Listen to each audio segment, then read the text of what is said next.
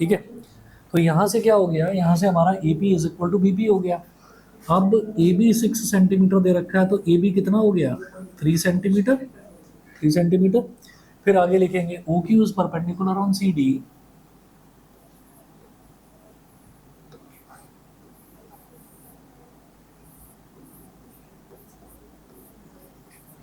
O Q is perpendicular on C D, it implies that CQ is equal to QD। यहाँ पर भी reason में वही लिखना, परपेंडिकुलर, हाँ जी, फ्रॉम द सेंटर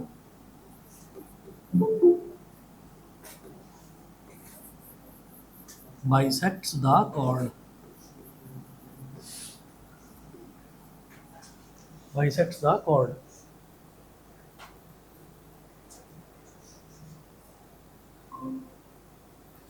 ठीक है जी, आगे चलते हैं। तो ये जो हमारा सी क्यू है वो पूरा सी डी जो है 8 सेंटीमीटर था, तो ये कितना हो गया, 4 सेंटीमीटर, आधा रह गया। तो in triangle OPA, in triangle OPA apply Pythagoras theorem,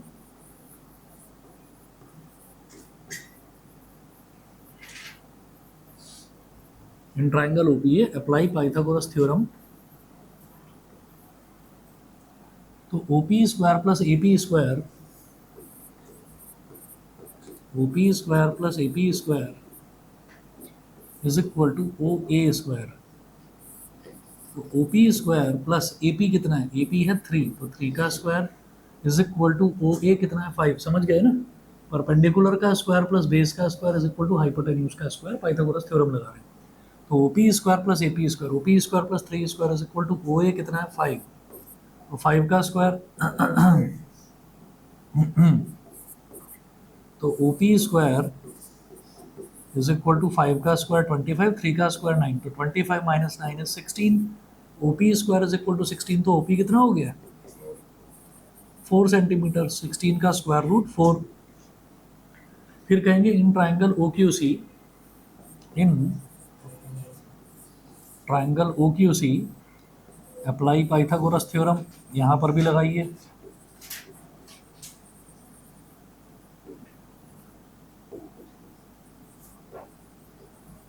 apply Pythagoras theorem, तो यहां से भी क्या हो जाएगा, O Q square plus C Q square is equal to O C square. तो O Q square plus C Q कितना है 4, 4 का स्क्वायर इज इक्वल टू 5 का स्क्वायर, तो O Q square is equal to 25 minus 16।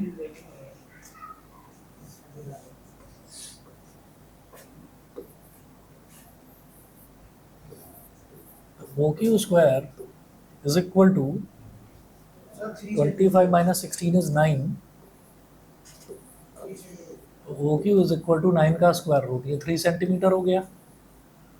अब इसके बाद जरा देखेंगे, इसके बाद ना एकदम से बच्चे क्या करते हैं कि सीधा ये ओपी निकाल दिया, ओ क्यू निकाल दिया, सीधा दोनों को ऐड कर दिया, 7 सेंटीमीटर लिख दिया, यहीं पर नंबर कटेंगे आपके।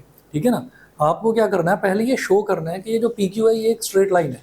सबसे पहले आपको ये शो करना है, तो वो कैसे शो करेंगे हम यहाँ पर, अच्छा जब स्ट्रेट लाइन होगी तभी तो उसको पूरे को पी क्यू को एक स्ट्रेट लाइन मानकर तभी तो ऐड करेंगे। ठीक है, अगर दोनों के बीच में कुछ एंगल बन रहा होगा तो सीधे ऐसे लाइन नहीं माना जा सकता, फिर उसको स्ट्रेट लाइन कैसे प्रूव करेंगे, हम ये कहेंगे एंगल ओ पी ए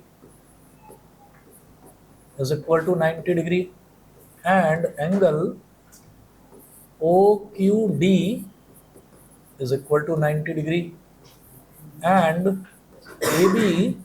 अब बताइए ना, यहाँ पर कहीं पर ये चीज तो यूज नहीं करनी पड़ी ना, अभी तक क्वेश्चन में दे रखा है कि A B is parallel to C D, तो सिवाय डायग्राम बनाने के और तो कहीं मेरे को पैरेलल लाइन का तो यूज करना नहीं पड़ा, अब करेंगे। And A B is parallel to C D, angle O P A and angle O Q D R forming, हाँ जी, a pair of are forming a pair of alternate interior angles.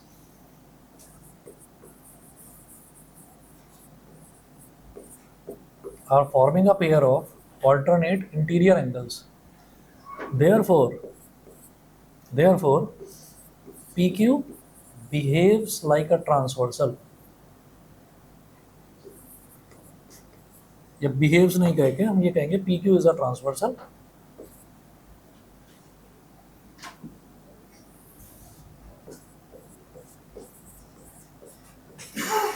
Is a transversal.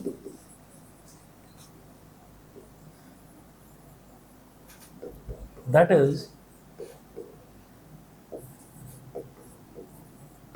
it is a straight line.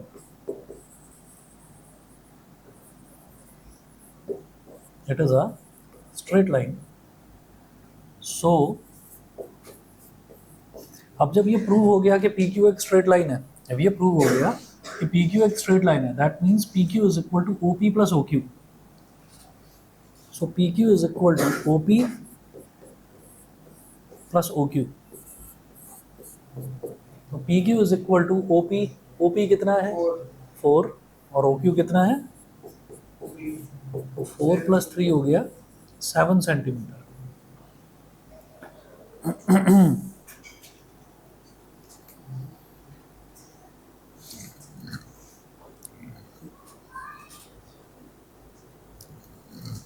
अब आगे 14, 15, 16 करेंगे.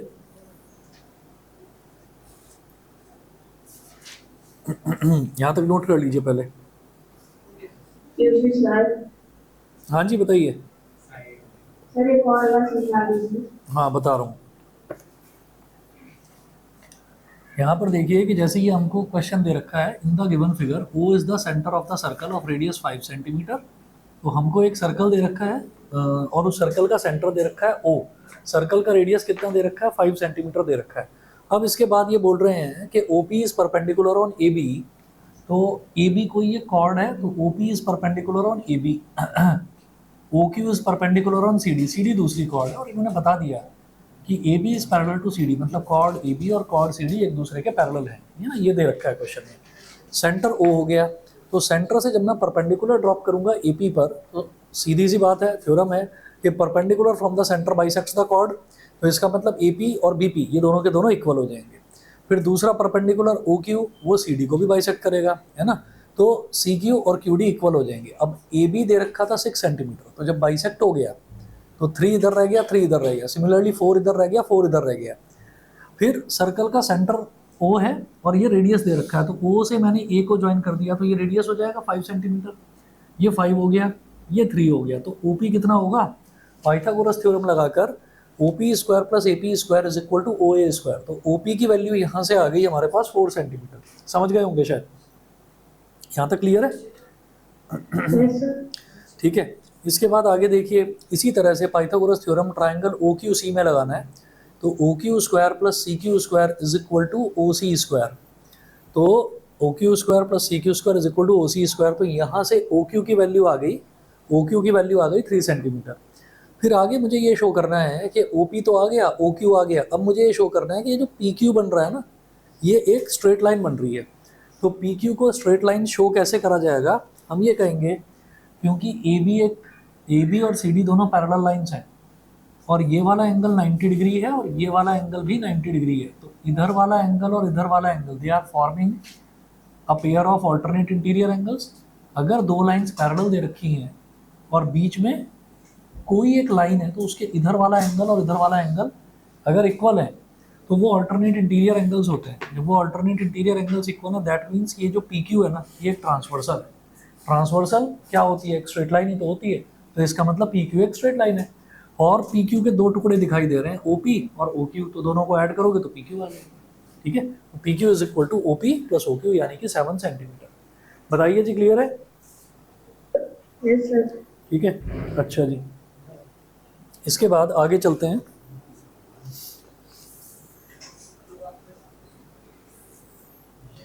हाँ, example number 16 note करिएगा. 2 circles of radii, NCERT का question है ये.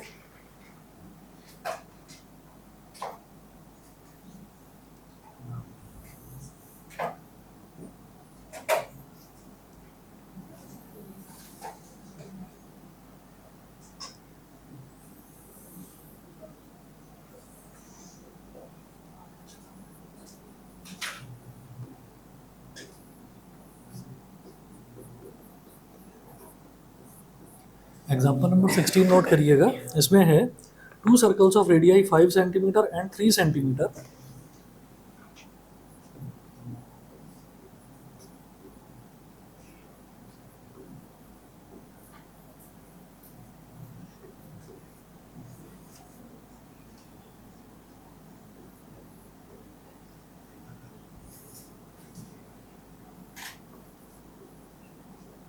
two circles of radii 5 centimeter and 3 centimeter intersect at 2 points and the distance between their centers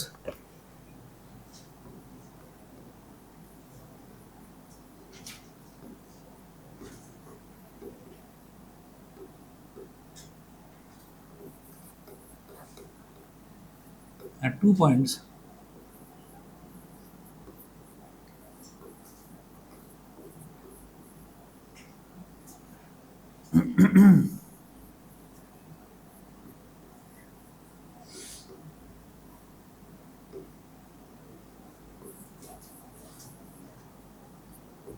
and the distance between their centers is 4 centimeter.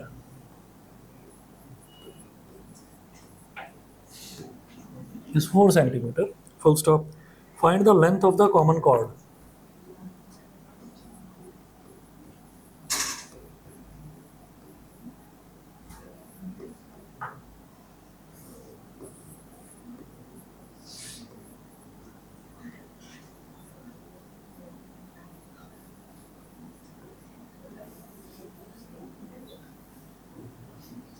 Find the length of the common chord. तो यहाँ पर क्या दे रखा है, इन्होंने बोला है दो सर्कल हैं, एक का रेडियस 5 सेंटीमीटर है, एक का रेडियस 3 सेंटीमीटर है।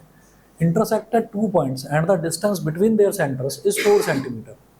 तो एक का रेडियस तो 5 सेंटीमीटर है, एक का रेडियस 3 सेंटीमीटर है and the distance between their centres is 4 centimetre. अब जरा सुनिए एक बात, मान लो मैंने एक सर्कल बना लिया ये ऐसे, इसका जो रेडियस है वो 5 सेंटीमीटर है, इसका रेडियस 5 सेंटीमीटर।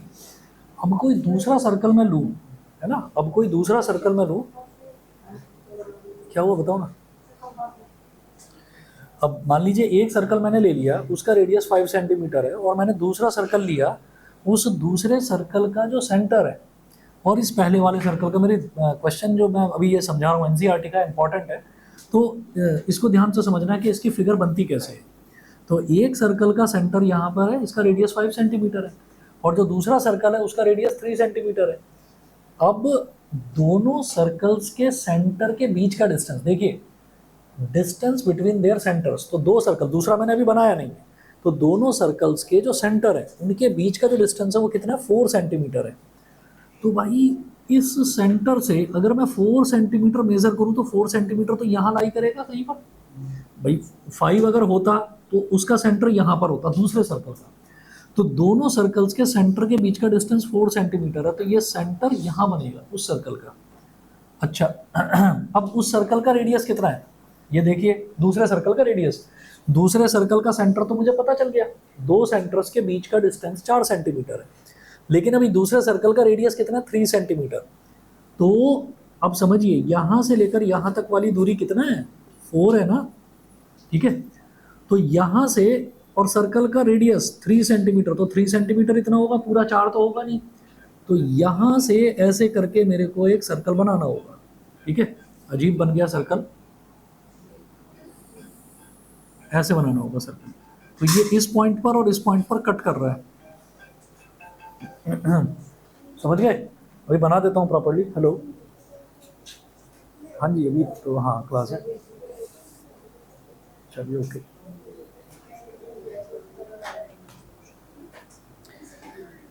तो ये मेरी बात समझ में आ गई, नहीं समझ में आई है तो मैं दोबारा इसका डायग्राम यहाँ पर प्रॉपर्ली बनाकर आपको समझा रहा हूँ कि डायग्राम इसका किस तरीके से बनाना है, वो इम्पॉर्टेंट है। हमने क्या करा, पहले एक सर्कल बना लिया, टू सर्कल्स ऑफ रेडियाई, एक का 5 सेंटीमीटर एक का 3 सेंटीमीटर, ठीक है, हाँ ठीक है ऐसे ही बनेगा। तो एक का 5 सेंटीमीटर एक का 3 सेंटीमीटर, तो हमने एक सर्कल तो ये बना दिया इधर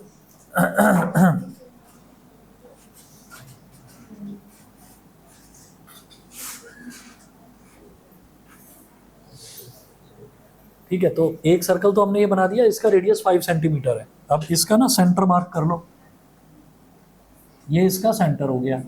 फिर दूसरा सर्कल बनाएंगे, दूसरा सर्कल जो है उसका रेडियस 3 सेंटीमीटर है।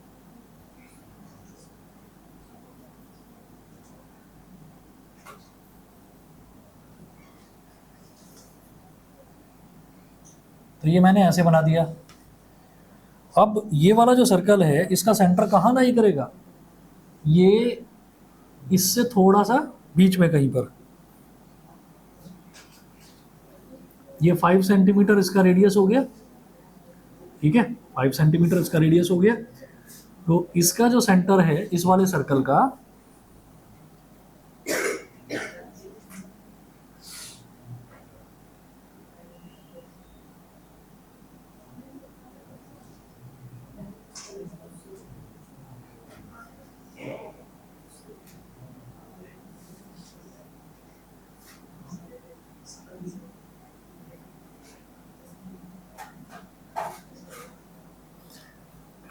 इस वाले सर्कल का सेंटर यहां पर होगा।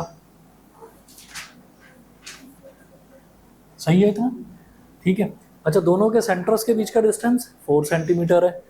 तो मैंने पहले वाले का जो सेंटर है उसको बोल दिया C1, दूसरे वाले का सेंटर मैंने बोल दिया C2।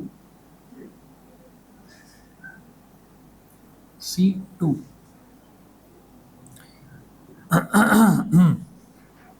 और फिर यहाँ से और यहाँ तक मैंने एक लाइन ड्रॉ कर दी। तो ये क्या है, ये कॉर्ड है।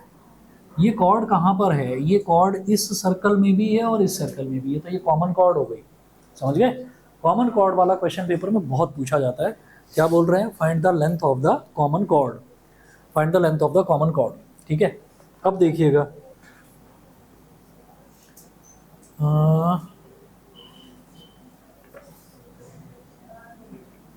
एक का रेडियस 5 सेंटीमीटर, एक का रेडियस 3 सेंटीमीटर। अब क्या करेंगे, कॉमन कॉर्ड की लेंथ निकालनी है। तो कॉमन कॉर्ड की लेंथ निकालने का तरीका देखिएगा कैसे निकालेंगे।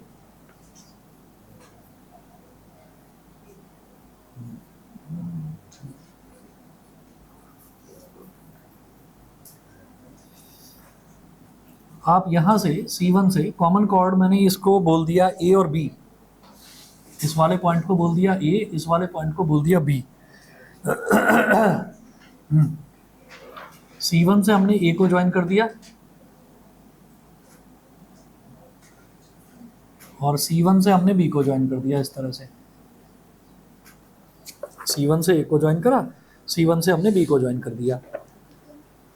अच्छा जी, तो ये हो जाएगा। और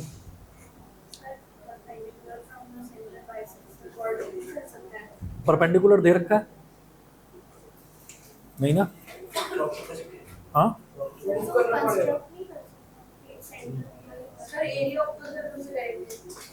रुक जाओ, कुछ नहीं करना, जो मैं बता रहा हूँ वो करेंगे। हाँ जी बोलिए।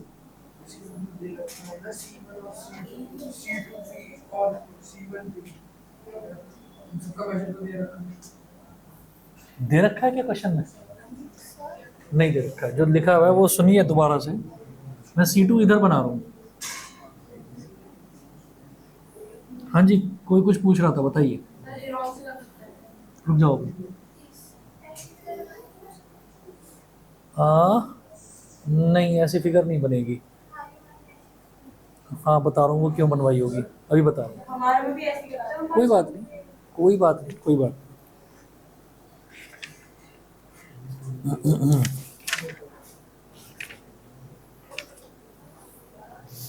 हाँ बताओ क्या कर रहे थे। इसके अंदर दे रखा है कि सर्कल्स के अंदर रेडियस 3 और 5। तो जो C1 से A होगा हम उसको पहले सर्कल की रेडियस मान सकते हैं। C1 से A, हाँ वही तो है, पहले वाले सर्कल का रेडियस ही तो है, ठीक है। वो जो आपने फिगर बना रखी है ना आद्या, उस फिगर को अभी ध्यान रखना है ना, 5 मिनट के लिए ध्यान रखना। ये वाली फिगर बना लो और फिर बताऊंगा वो फिगर गलत क्यों है। जिस भी स्कूल में जहाँ जहाँ पर भी करवाई गई है वो फिगर बनवाई गई है, वो गलत क्यों है वो अभी बताऊंगा, ठीक है। वैसे मैं बता चुका हूँ, ठीक है, लेकिन फिर भी अभी दोबारा बताऊंगा। देखिएगा, अब हमारे पास क्या है कि हमें ये नहीं पता कि कोई भी जो कॉर्ड है, जैसे ये कॉर्ड है, ये AB है, तो perpendicular from the centre bisects the chord, ये तो मुझे पता है। इसका मतलब ये जो C1 C2 है ये इस पर परपेंडिकुलर होना चाहिए, लेकिन दे नहीं रखा। तो पहले प्रूव करना है कि ये उस पर परपेंडिकुलर है, पहले तो ये चीज़ प्रूव करनी है। अब इस चीज़ को प्रूव किस तरीके से करें? देखो जी, ऐसा है कि जब हमने ये इस तरीके से ऐसे मैंने ड्रॉ करा, तो जब हमने ड्रॉ करा ना, तो इसमें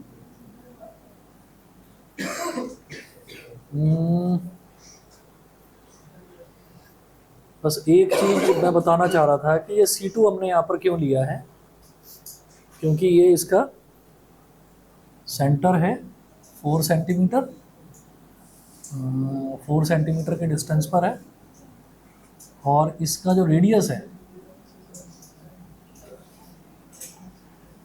वो 3 सेंटीमीटर दे रखा है ना। 2 सर्कल्स ऑफ रेडियाई 5 सेंटीमीटर, एक का रेडियस 5 सेंटीमीटर, एक का रेडियस 3 सेंटीमीटर बनाया हमने, बिल्कुल सही है। लेकिन जब इनको कॉर्ड्स को ज्वाइन करा तो वो इसके सेंटर से गुजरती हुई नज़र आ रही है, ठीक है।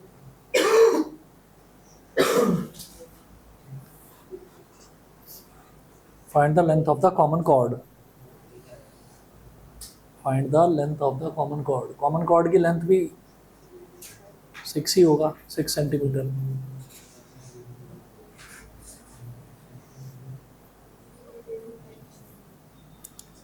ये रेडियस हो गया, ये कॉमन साइड हो गई।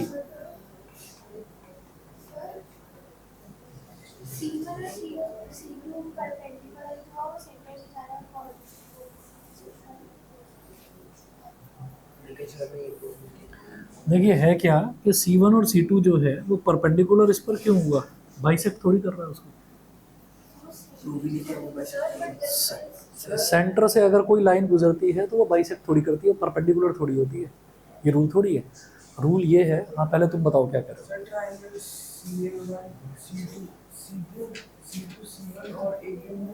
एक मिनट, C1 C2 और A, और C1 C2 और B। अच्छा फिर से बताओ, पाइथागोरस थ्योरम की कंडीशन क्या होती है? एक मिनट, पहली condition right triangle. Right triangle कहाँ पर है?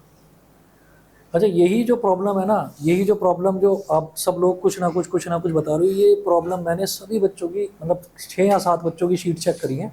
इस वजह से आज मूड भी ठीक नहीं है कि आप लोग यार बात को ध्यान से सुनते ही नहीं हो। बस इतना समझ लीजिए। और जो अच्छे बच्चे हैं, कोई भी टीचर जब चेक करने बैठता है ना, तो सबसे पहले अच्छे बच्चों की कॉपी चेक करता है, उसे पता है कौन बच्चे अच्छे हैं।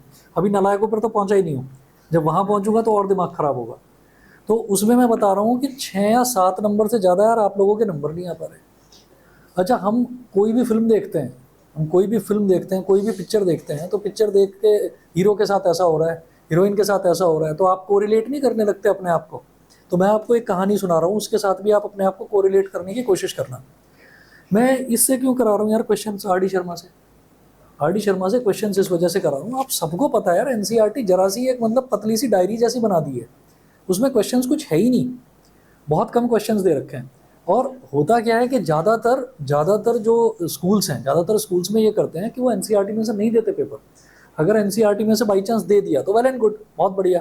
अब इसमें अगर मान लीजिए कोई भी चैप्टर है, एग्जाम्पल क्वाड्रिलेटरल ही है, हमने कम से कम 20-22 क्वेश्चन तो करे होंगे ना, और आप एनसीईआरटी के क्वेश्चन देख लीजिए कितने होंगे उसमें क्वेश्चन।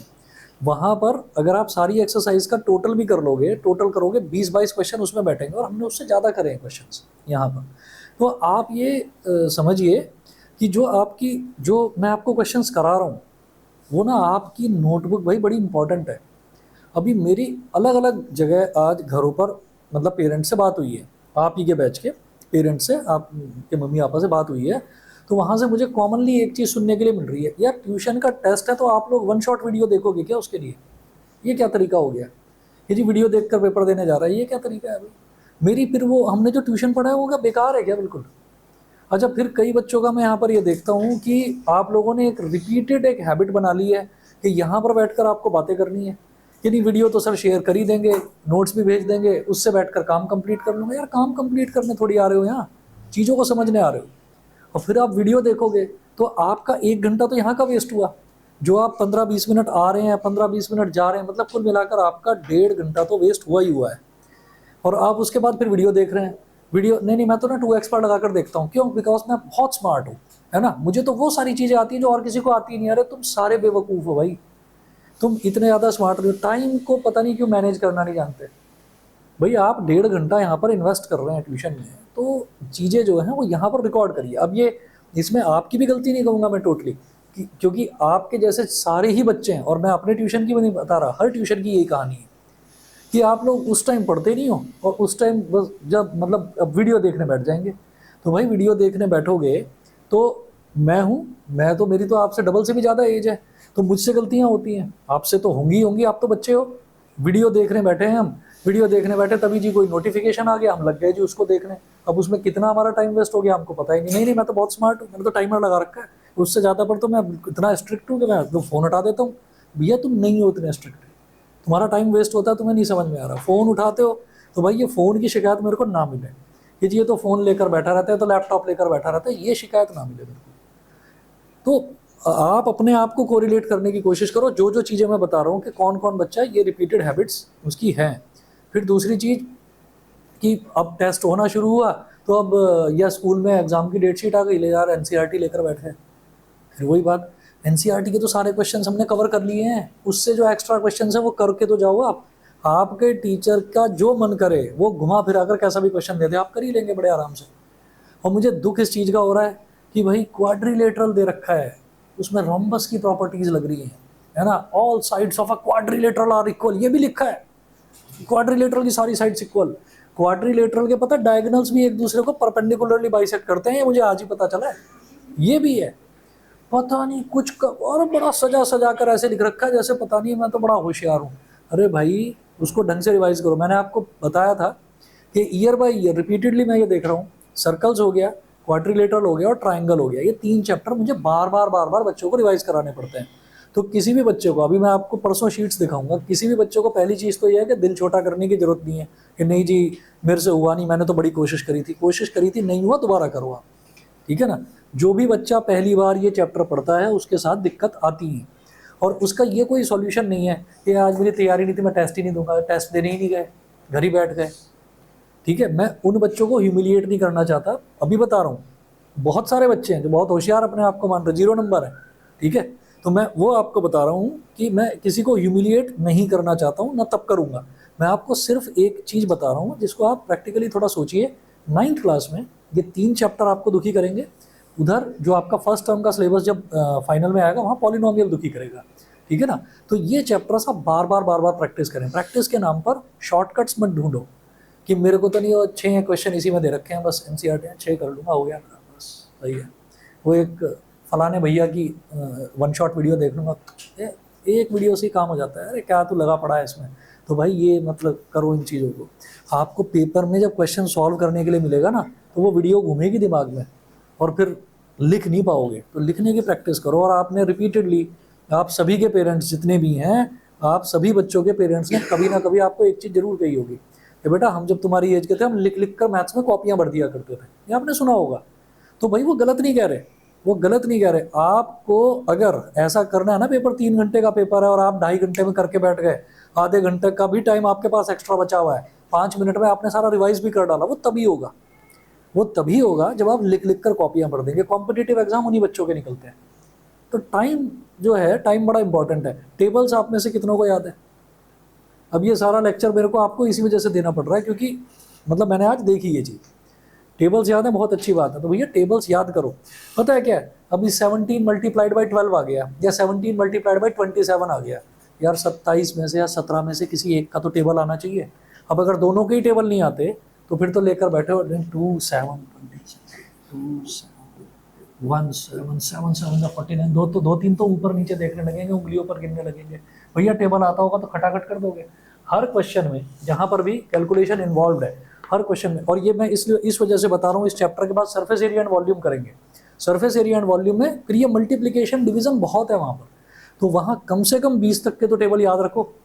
तो उससे थोड़ा एक एक क्वेश्चन में आपके अगर 10 15 सेकंड भी बचते हैं ना, तो आपका बहुत टाइम बचेगा, ठीक है। इस चीज़ का थोड़ा ध्यान रखिए। संडे के लिए प्रिपेयर रहिएगा, दोबारा लूँगा टेस्ट और ढंग से प्रिपेयर करके आना। जितने क्वेश्चंस मैंने करवाए एटलीस्ट उतने दो, और मैंने जो क्वेश्चंस दिए हैं ना सारे यहाँ करवाए हुए हैं। अपनी मैथ्स की नोटबुक एक बार ढंग से रिवाइज करना, ठीक है। चलिए जी, इस क्वेश्चन पर आ जाओ वापस से।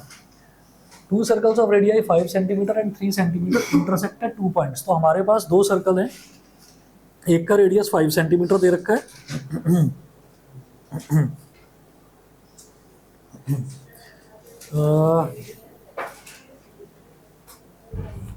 अब सुनिएगा क्या है यहाँ पर, हमारे पास दो जो ये सर्कल्स हैं, एक का सर्कल का सेंटर C1 है, एक सर्कल का सेंटर C2 है।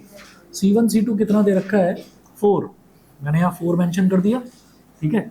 और C1A ये कितना दे रखा है, 5 दे रखा है, ये 5 दे रखा है। अब क्या है कि हम ये जानते हैं कि जब भी कभी, और एक काम और करेंगे यहाँ पर, एक काम और करेंगे, ये जो C2 है ना, इस C2 को थोड़ा सा अलग बना देना, यहाँ पर मत बनाना, आप यहाँ पर कर दो, ऐसे लिखो C2, इधर लिखना C2। अच्छा, और ये वाला जो पॉइंट है, इस वाले पॉइंट को आप बोल दीजिए P, इस वाले पॉइंट को P बोल दीजिए। अब एक काम करते हैं, अब हम ये कहेंगे कि ये जो C2 है, C2 से अगर मैंने A को ज्वाइन कर दिया,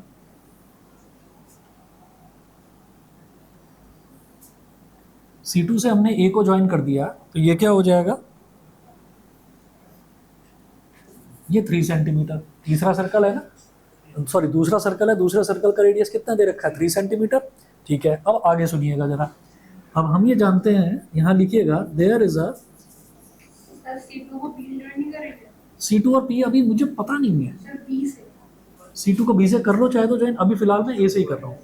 यहाँ पर लिखिएगा देयर इज अ फेमस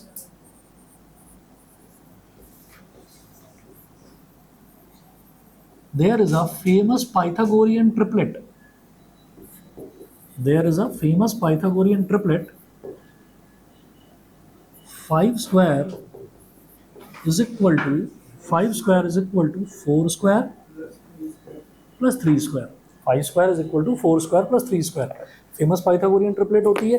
तो अब आप ये देखिएगा कि ये इधर 5 दे रखा है मेरे को, 5 का स्क्वायर और 4 का स्क्वायर, तो 4 के स्क्वायर में 3 का स्क्वायर ऐड करूंगा तो 5 स्क्वायर के बराबर हो जाएगा।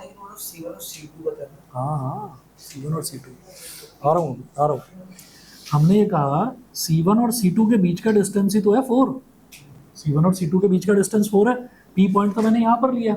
अच्छा, तो हम ये कहेंगे कि ये C1 और C2 के बीच का डिस्टेंस 4 है, ये 5 है, और C2 और यहाँ C2 क्या है, सेकंड सर्कल का सेंटर, उसको अगर मैंने सर्कल के सरफेस से ज्वाइन कर दिया तो वो रेडियस बन गया, यहाँ तक बताइए, यहाँ तक क्लियर है, ठीक है। तो हम ये कहेंगे कि it implies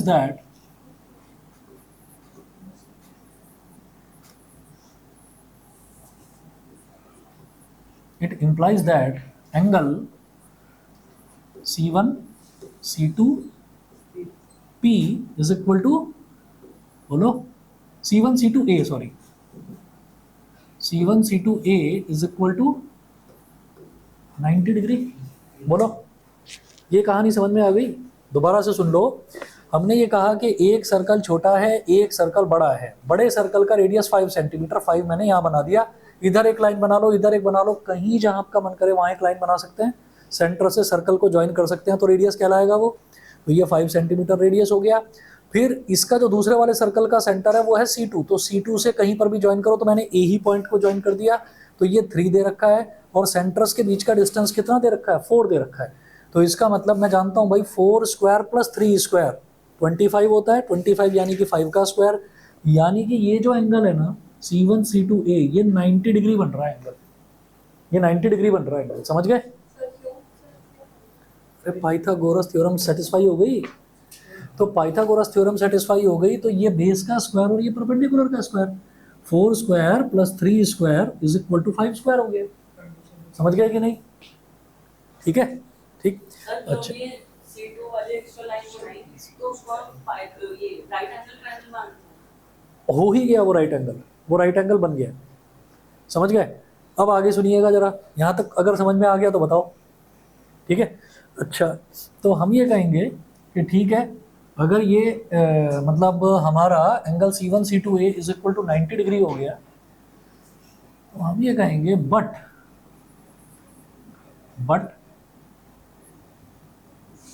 perpendicular from the center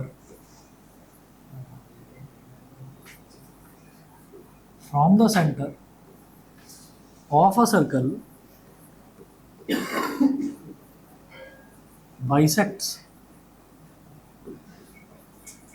the chord.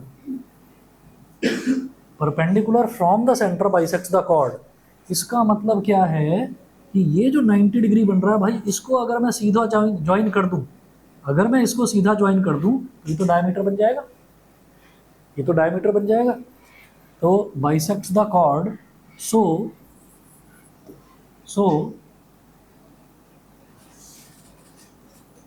A B will behave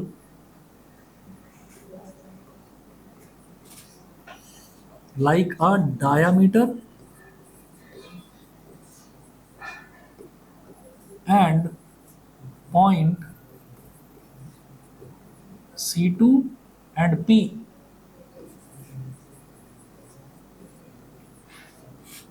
point C2 and P will be the same। C2 और P बिल्कुल सेम होंगे, क्यों? क्योंकि भाई ये वाला जो हमारा रेडियस है, ये तो हमारा रेडियस है ना 3, अगर मैं इसको ऐसे ज्वाइन करूँगा तो ये जो है इस रेडियस को अगर मैं यहाँ पर ऐसे ज्वाइन करूँगा तो वो स्ट्रेट लाइन नहीं बन पाएगी, ठीक है ना। जैसे यहाँ पर इसको ज्वाइन करा, इसको यहाँ ज्वाइन करूँगा तो स्ट्रेट लाइन नहीं बन पाएगी। और 90 डिग्री जो बन रहा है, 90 डिग्री अगर बन रहा है एंगल, तो फिर तो वो स्ट्रेट लाइन बननी चाहिए। और स्ट्रेट लाइन बनने के लिए ये ए बी होगा कॉर्ड, और इसका मतलब पॉइंट सी और पॉइंट C2 और P ये दोनों के दोनों सेम है, ठीक है। और जब दोनों के दोनों सेम है, समझ गए कि नहीं? नहीं समझे? नहीं समझे? दोबारा बता रहा हूँ।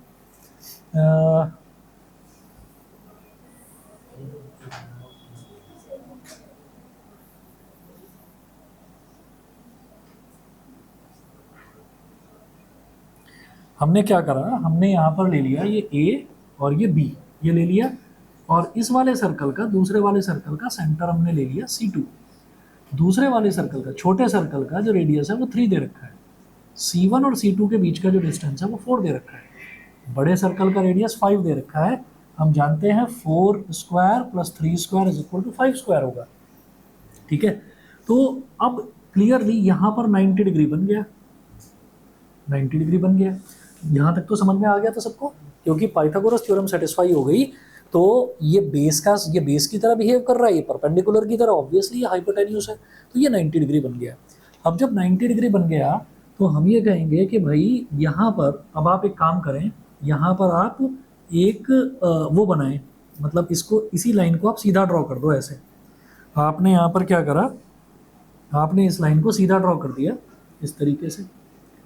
तो जब आपने इसको सीधा ड्रॉ करा तो हम ये कह रहे हैं कि भाई ये तो 90 डिग्री बन गया और ये इधर 90 डिग्री बन जाएगा, क्योंकि परपेंडिकुलर अगर कभी भी किसी लाइन पर अगर परपेंडिकुलर स्ट्राइक कर रहा है तो इसका मतलब क्या है कि वो उस कॉर्ड को बाइसेक्ट करेगा। तो वो जो कॉर्ड है वो तो कॉमन कॉर्ड बन ही नहीं रही है ना फिर। और कॉमन कॉर्ड क्या है, कॉमन कॉर्ड ए बी है, तो सीधी सी बात है कि भाई सेंटर जो है वो यहीं पर लाई करेगा। ये जो पी पॉइंट है ना, जो हमने ये वाला पॉइंट P लिया है ना, ये पॉइंट P और ये पॉइंट C2, ये दोनों के दोनों सेम होंगे, ठीक है। और जब दोनों के दोनों पॉइंट सेम होंगे तो फिर ये हमारा रेडियस है, ये हमारा रेडियस है, तो AB की लेंथ कितनी हो जाएगी? यस, C2 और P will be the same. मैंने वही लिखा है, point C2 and P will be the same. ये दोनों के दोनों पॉइंट सेम होंगे, और जब ये दोनों सेम हो गए तो भाई ये वाला रेडियस हो गया 3 और ये 3 हो गया। मतलब 3 जो मैंने इधर लिया है वो एक्चुअली इधर ना होकर इधर हो गया। ये चीज़ मेरे को लिखकर समझानी है यहाँ पर, ठीक है। अच्छा, अब हम ये कहेंगे, so common chord is equal to diameter of smaller circle is equal to 6 centimetre. भाई जो रेडियस है, रेडियस तो 3 है और डायमीटर क्या हो गया, 6 सेंटीमीटर हो गया, ठीक है। अच्छा जी, अब एक चीज़ और, वो एक बार मेरे को वो वाली फिगर दिखा दीजिए जो स्कूल में आप बता रहे थे ना, बनवाई थी, ठीक है। ये देख लीजिए यहाँ पर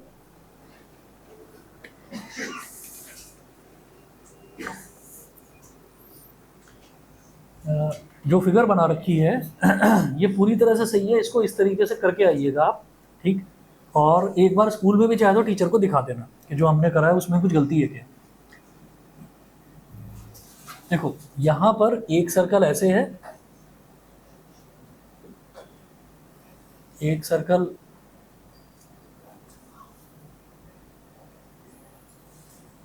ऐसे है, और जो दूसरा सर्कल है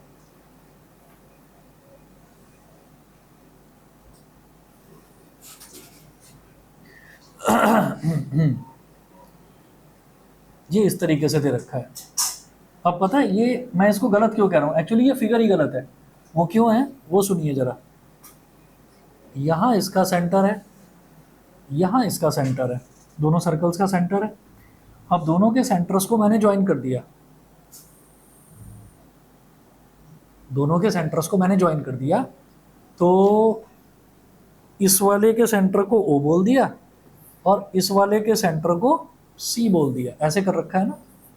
तो अब वो ये कह रहे हैं कि O से C का जो डिस्टेंस है, दोनों के सेंटर्स के बीच का डिस्टेंस 4 सेंटीमीटर ये दे रखा है।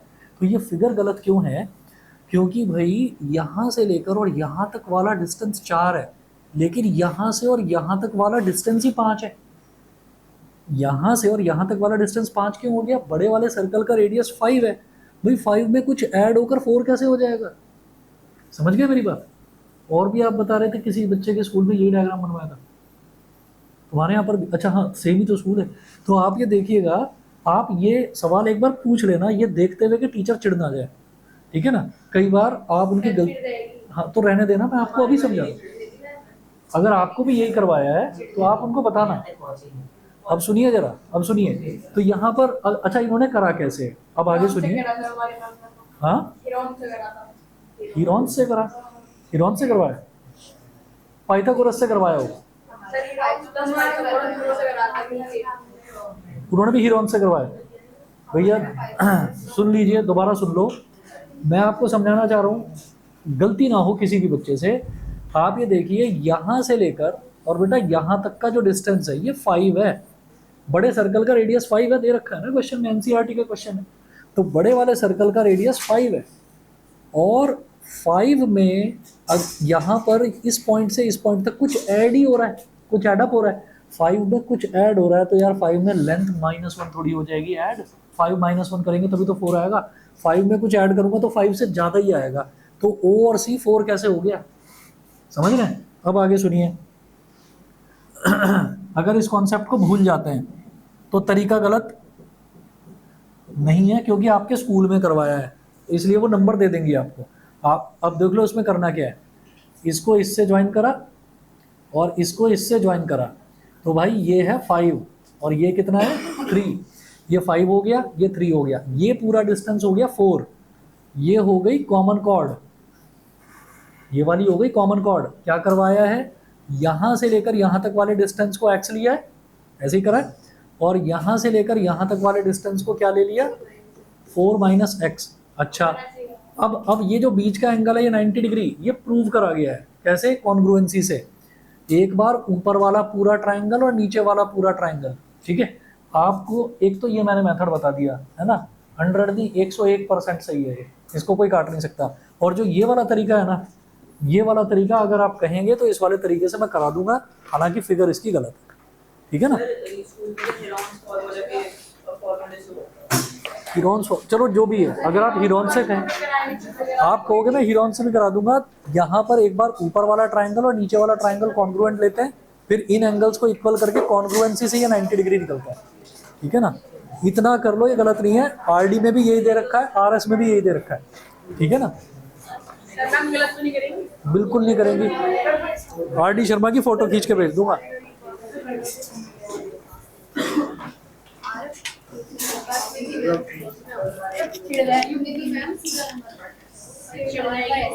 नहीं मैं इस मेथड से करा दूंगा, अगर आपको यही है ना, मैं इस मेथड से करा दूंगा। अगर स्कूल में ये करवाएंगे, दोनों मेथड करते चले जाओ।